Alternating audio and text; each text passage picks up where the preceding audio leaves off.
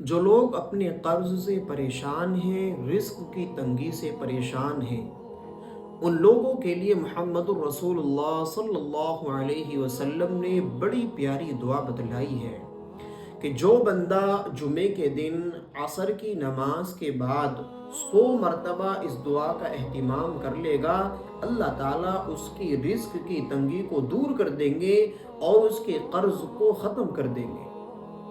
بڑی پیاری دعا ہے، مختصر بھی دعا ہے اور پیاری دعا ہے۔ آپ نے ارشاد فرمایا، اللہم ارزقنی بحلالک عن حرامک۔ یہ بالکل مختصر دعا ہے، چھوٹی سی دعا ہے۔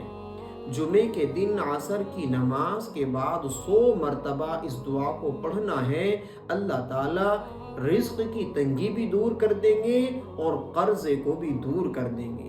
اس لیے جمعے کے دن عصر کی نماز کے بعد اس دعا کا اہتمام کرنا چاہیے۔